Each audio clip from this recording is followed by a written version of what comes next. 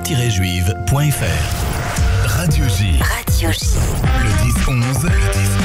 Lise Gutmann. Radio J.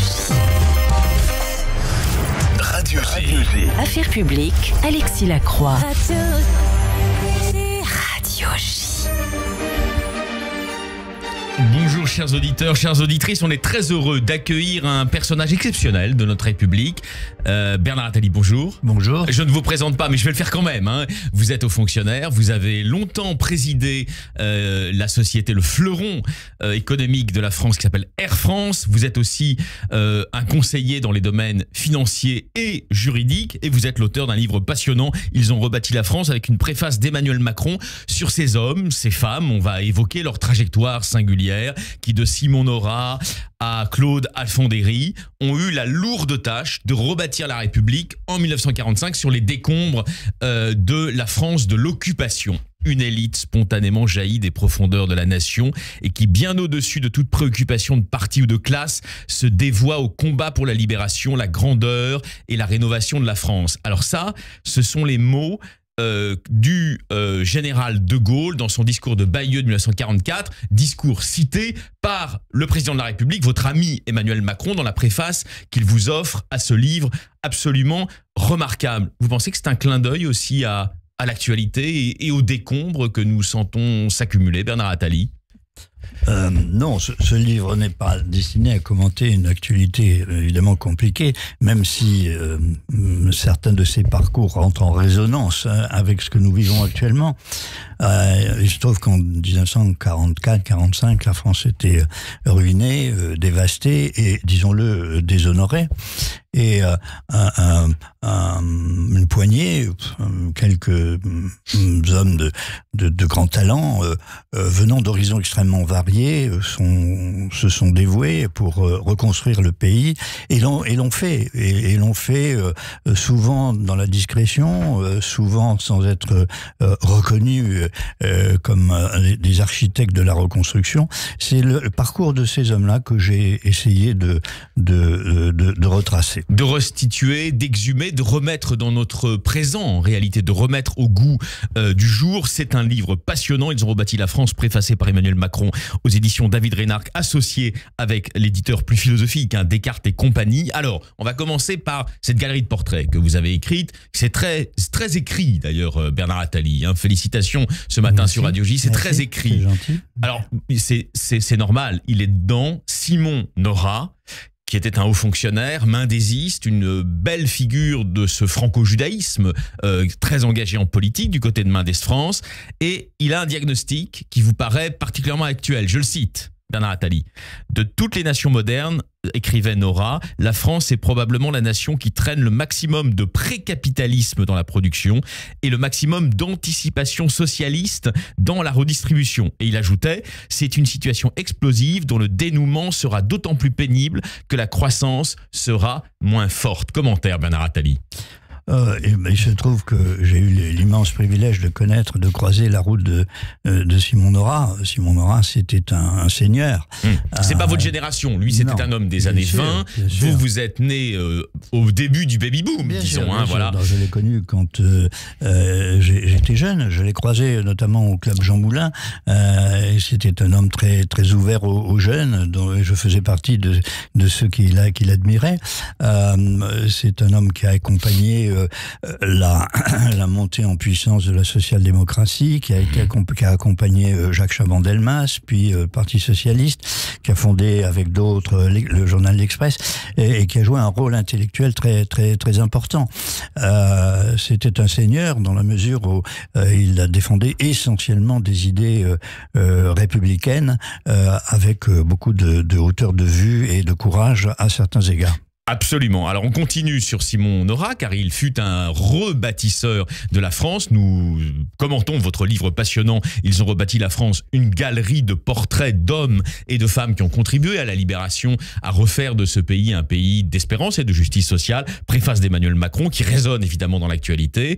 Vous écrivez la pensée économique de Nora. Il l'a résumée lui-même en 93. Donc 93, c'est au moment où il y a ce grand débat post-Maastricht. Il écrit « On peut conduire à gauche ou à droite de la route tracée par la contrainte internationale, mais plus à gauche ou plus à droite, on n'est pas plus dans plus de justice ou plus d'efficacité, on est dans le fossé. Ça résonne avec, la nouvelle gauche, Front Populaire, la nouvelle droite, RN, ça résonne pour vous, Oui, ces avertissements de Nora? Bien sûr, absolument. Il faisait partie de ces hommes, et il y en a aujourd'hui encore, qui considèrent que l'efficacité économique et l'équité sociale vont de pair. C'est au cœur du social-libéralisme français que Mendes France portait, par exemple. Absolument. Voilà. Il faut se souvenir que la sécurité sociale a été bâtie en France au moment où le pays était était dévasté. Et ceux qui ont construit le droit social français d'aujourd'hui, le socle du droit social français d'aujourd'hui, ils l'ont fait au moment même où il fallait reconstruire la France pour démontrer que efficacité économique et équité sociale vont de pair et ne sont pas à opposer. Alors, on s'étonnera sans doute de trouver ici le profil d'Alain Mimoun, écrivez-vous, cher Bernard Attali, qui n'a pas directement contribué à la reconstruction du pays. Eh bien, j'assume. D'abord parce que cette reconstruction ne s'est pas faite uniquement dans les antichambres des ministères. Mimoun a fait plus pour le sport, écrivez-vous Bernard Attali, que des générations de ministres soi-disant en charge. Alors qu'est-ce qui vous plaît chez Mimoun? C'est ça ou c'est le fait qu'il est un juif d'Algérie comme vous? C'est quoi? Alors, Alain Mimoun n'est pas un juif, Alain Mimoun est musulman, d'Algérie comme moi en effet. Alain Mimoun, j'ai souhaité... Dans une famille mixte visiblement, non? Oui. Mixte, c'est-à-dire. J'ai l'impression qu'il y a des juifs dans sa famille, mais peu importe, on ne sait pas. Non, d'accord. Non. D'accord. Alain Mimoun était une personnalité extraordinaire, qui a été plus de 30 fois champion de France, qui a été évidemment 3 fois médaillé olympique. Et en effet, comme j'essaie de le rappeler, il a fait beaucoup plus pour le sport en France que beaucoup de ministres soi-disant en charge. Il a, de surcroît, accompli tous ces exploits dans une extraordinaire modestie. Quand on compare aujourd'hui certaines grandes vedettes du sport couvertes de médailles et aussi de dollars, on ne peut qu'admirer le parcours de cet homme qui fut extraordinairement modeste de bout en bout. Il faut se souvenir que médaillé olympique, il a accepté d'être un jour, l'offre que lui fit un jour le président d'un grand club sportif parisien, d'être garçon de café. C'est dire que cet homme-là, à qui la France a dû tant de belles médailles, a accompli ce parcours de manière exceptionnellement modeste. Ils ont rebâti la France, c'est votre livre événement, David Reynarc, édition avec Descartes et compagnie, préface d'Emmanuel Macron, belle préface d'ailleurs, qui résonne évidemment dans les jours enténébrés que nous traversons. Bernard Eisenberg, alors ça c'est une de vos admirations, c'est un bel exercice d'admiration Bernard Attali auquel vous vous livrez. Alors on vous le dit, on est sur Radio J ce matin ensemble, on va pas cacher la vérité à nos auditrices, nos auditeurs. Il y a beaucoup de figures juives parmi ces hommes, ces femmes.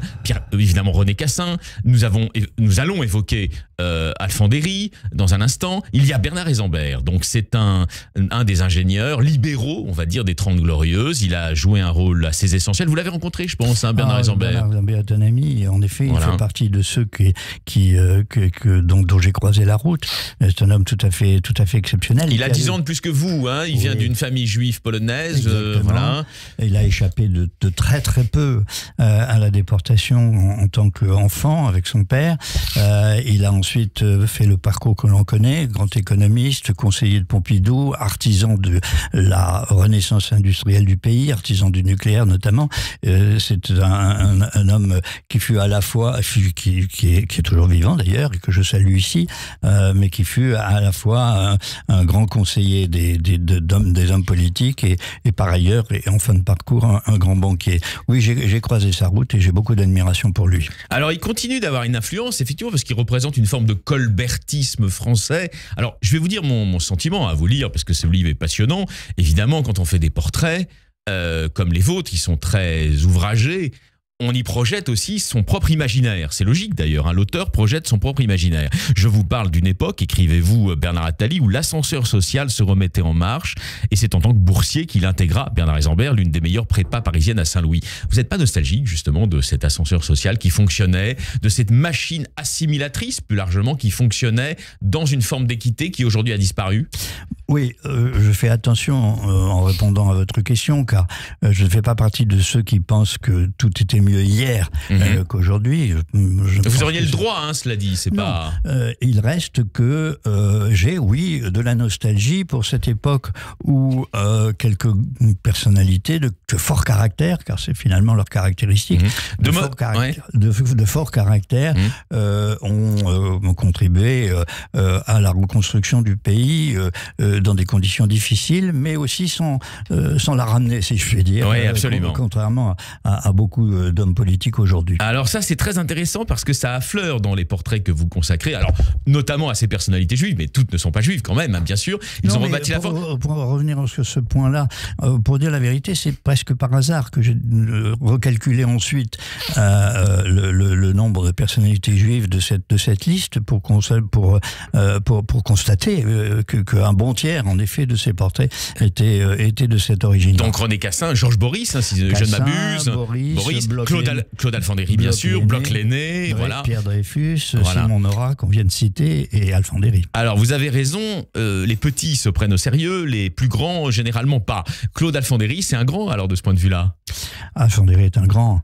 Il vient de disparaître, comme vous le savez, à plus de 100 ans. Ouais.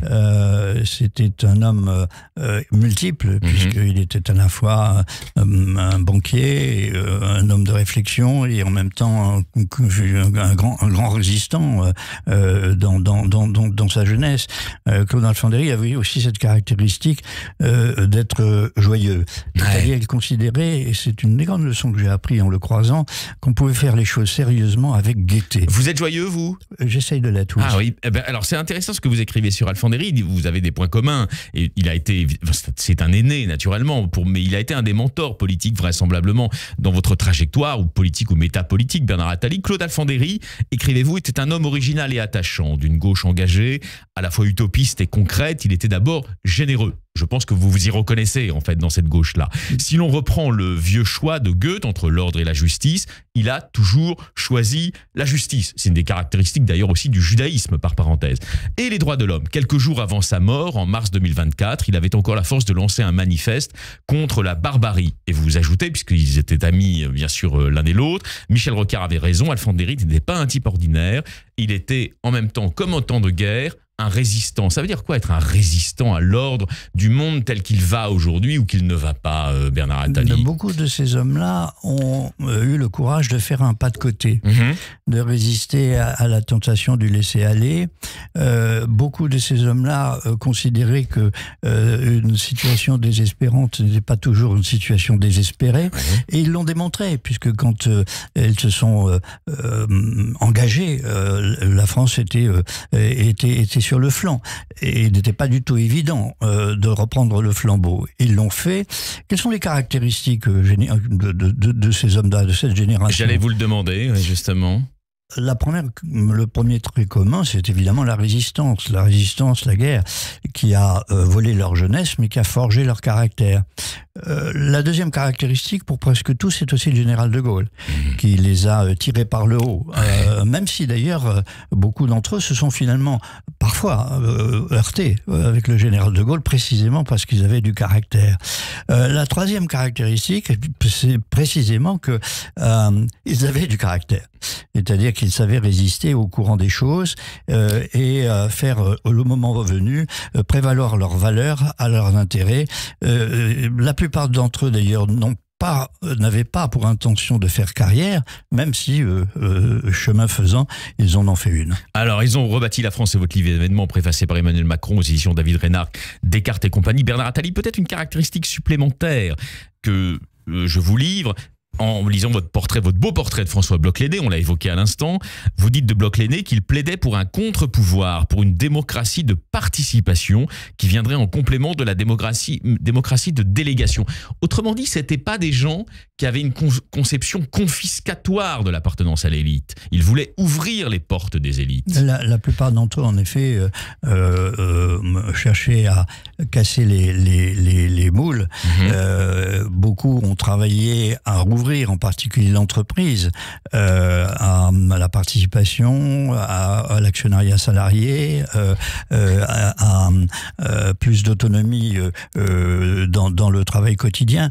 J'ai le souvenir que c'était l'inspiration de Pierre Sudreau quand il a fait son rapport sur la réforme de l'entreprise, comme c'était, vous venez de le rappeler, l'inspiration de Bloch-Lenné. Alors quand vous dirigez Air France, hein, par exemple, il y a une grève, quand vous arrivez, je crois, à la direction de cette grande entreprise française, et vous prenez conscience en allant voir les gens, parce que vous êtes un homme de contact, qu'au fond, ce que reprochent beaucoup de salariés qui se mettent en grève, en piquet de grève, c'est qu'il n'y a plus d'anciens, de seniors, comme on dit aujourd'hui, pour les manager, les accompagner. Et vous vous dites, ah bah, j'ai compris le message, je vais embaucher une kyrielle de seniors, de gens expérimentés qui vont peut-être me coûter un peu plus cher que des juniors, mais je les embauche. Je crois que vous avez fait une centaine d'embauches dans la foulée. Oui, alors c'est en effet un passage de mon parcours à Air France. Quand je suis arrivé, pratiquement dans les jours qui ont suivi mon arrivée, une grande grève s'est déclenchée dans les ateliers industriels, dans les ateliers de maintenance, ce qui était un vrai problème parce que on ne plaisante pas avec la maintenance en matière aéronautique. La sécurité, c'est quelque chose de majeur et personne n'était vraiment capable de m'expliquer quelle était l'origine de cette grève, quelles en étaient les causes, car les revendications étaient évidemment salariales, mais pas que. Et j'ai fini par comprendre, en me baladant moi-même au milieu des mécaniciens à Orly et à Roissy, j'ai fini par comprendre qu'en fait, les revendications venaient de ce qu'ils n'étaient plus fiers de leur travail. Pourquoi ? Parce qu'on avait par plan social successif, éliminé pas mal de seniors qui servaient de coach, qui servaient d'encadrement à des jeunes qui n'étaient plus capables de faire bien leur boulot. Et c'est ce qu'il me disait, nous ne sommes plus fiers de notre travail. Il a suffi de recruter quelques dizaines de seniors, de faire revenir, je dirais, quelques dizaines de seniors pour que la grève s'arrête, ce qui montre que souvent, ce type de mouvement social ne relève pas uniquement de revendications salariales. Bernard Attali, vous signez « Ils ont rebâti la France », c'est une galerie de portraits des hommes, des femmes, des bâtisseurs, des bâtisseuses de la France de la Libération après 1945. Souvent, c'est vrai, dans l'entourage du général de Gaulle. C'était le cas de René Cassin, bien sûr. Son livre, l'un de ses livres avait pour titre « Le réveil de la France abattue ». C'est un programme pour aujourd'hui, un des enseignements, en quelque sorte, de ces trajectoires. Réveiller la France abattue, la France déprimée. Ça pourrait l'être, en effet. Le vrai sujet, l'un des grands enjeux aujourd'hui, c'est de retrouver une ambition collective. La grande caractéristique de ce pays, c'est que nous avons beaucoup d'hommes intelligents et peu de volonté collective. Il faudrait rebâtir une ambition collective pour ce pays. Ces hommes et ces femmes venaient d'horizons très différents. Pierre Laroque venait de la droite, Georges Beuys venait de la gauche, et ils avaient finalement tous chevillé au corps un patriotisme, une ambition collective, une espérance pour le pays qui malheureusement a tendance à se dissiper. Alors vous parlez d'espérance, Bernard Attali, c'est un livre sur l'espérance, vous avez raison, c'est un livre sur l'identité française, mais c'est aussi un livre sur le dépassement. Vous pensez qu'une forme de gaullisme reste une exigence contemporaine? Je ne sais pas si c'est l'héritage gaulliste, mais c'est une des caractéristiques de cette époque. En effet, il faut voir que la 4e République était pleine de défauts. C'était un régime d'une très grande instabilité. C'est une période qui a connu 2 guerres coloniales. C'était pas une période facile. Et pourtant, dans cette période très difficile, un certain nombre d'hommes et de femmes, d'ailleurs, il ne faut pas oublier qu'il y a dans cette galerie de portraits quelques femmes tout à fait remarquables, un certain nombre d'hommes et de femmes ont su reconstruire une ambition collective pour le pays, quelle que soit leur origine et leur inspiration politique. Alors on peut terminer effectivement sur une grande femme qui est disparue il y a peu de temps aussi, qui était Geneviève Antoniose de Gaulle. Vous l'avez connue ? Non, je ne l'ai pas connue, d'accord. Non, hélas, non, je ne l'ai pas connue. Mais c'était une très grande dame, de toute évidence, inspirée de valeurs humanistes qui lui ont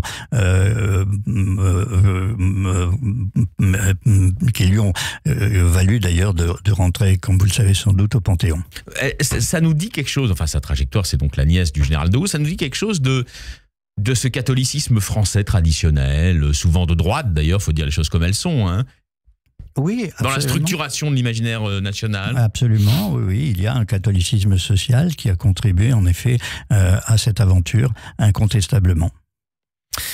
Bernard Attali, donc dernière question parce que évidemment le temps passe. Nous l'avons pas évoqué. C'est Pierre Dreyfus. Il a, je pense, effectivement été pour vous un modèle, me semble-t-il, également. Pourquoi ? C'est un homme qui a eu une vie à la fois discrète et passionnante. Il a été à la fois l'un des grands constructeurs de l'industrie automobile française, puisqu'il a dirigé Renault au lendemain de la guerre, et il en a fait une magnifique entreprise. Et puis il a été ensuite ministre de l'Industrie sous le président Mitterrand, et un grand ministre de l'Industrie dans une époque difficile.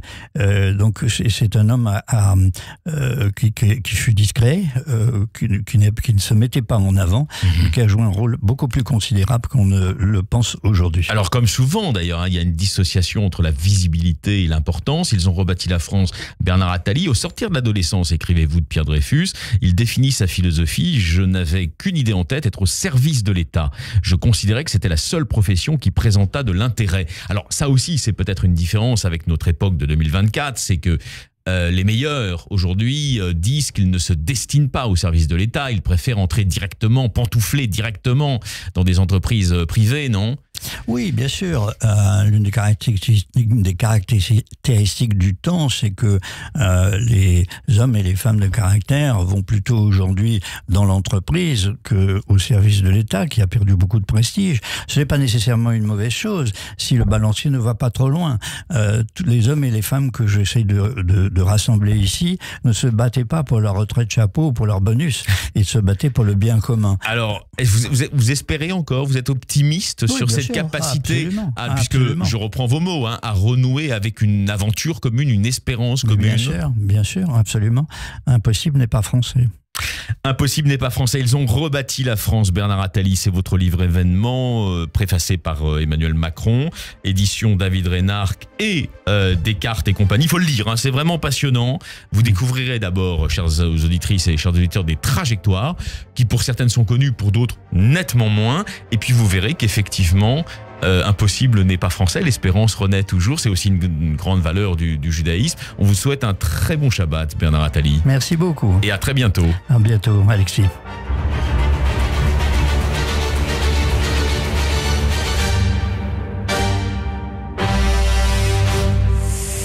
Ça, c'est uniquement